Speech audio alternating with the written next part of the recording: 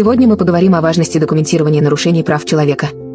Глобальные проблемы требуют глобальных решений. И каждый из нас может внести свой вклад в защиту прав и свобод. Вы когда-нибудь размышляли над вопросом о том, как мир узнает о нарушениях прав человека? Как эти истории несправедливости, дискриминации и угнетения становятся известными? Документирование – это не просто записи. Это ключ к справедливости.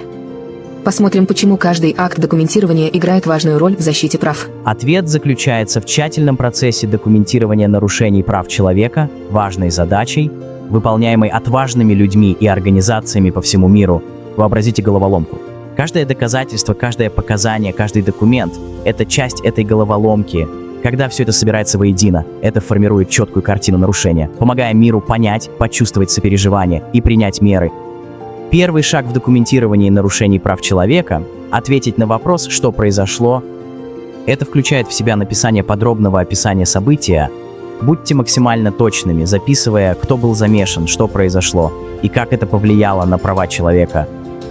Следующим шагом является определение места и времени, когда это произошло. Точное местоположение и время события являются фоном нарушения. Они предоставляют контекст и помогают понять обстоятельства, окружающие события. Затем встает вопрос о том, кто стал свидетелем этого.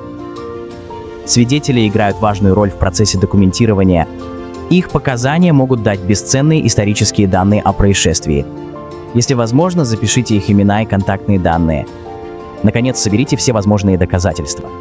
Могут варьироваться от фотографий, видеозаписей и аудиозаписей до официальных документов или личных вещей. Для усиления документации запечатлите события на фото или видео. Эти визуальные доказательства подтверждают реальность событий. Записать показания свидетелей. Эти записанные показания, будь то письменные, аудио или видео, укрепляют достоверность дела. Сохранить все документы. Официальные документы, корреспонденция или сообщения могут служить доказательствами. Документированные случаи могут стать основой для законодательных изменений. Посмотрим, как документация ведет к реальным переменам в законодательстве и практике. Журнал событий поддерживать. Хронологическая запись всего, что происходит, с указанием дат и времени, помогает создать последовательную историю события. Но помните, что этот процесс небезопасен. Всегда учитывайте безопасность себя и других, участвующих в происшествиях. Думайте о возможных рисках, прежде чем действовать. Не только организации. Каждый из нас может внести свой вклад в документацию. Будь то записи, фотографии или видеозаписи. Вот почему ваше участие так важно. В общем, документирование нарушений прав человека – тщательный процесс, который включает в себя описание события, определение его местоположения и времени, выявление свидетелей, сбор доказательств и ведение журнала событий. Это сборка головоломки, которая, будучи завершенной, рассказывает историю нарушения прав человека миру.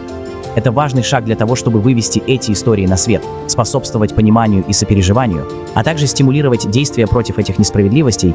Это свидетельство о смелости тех, кто осмеливается высказаться, стать свидетелями и требовать правосудия. Помним, что с каждым документированным фактом мы создаем общество, где все права человека защищены. Давайте вместе строить такое общество. Мы продолжаем.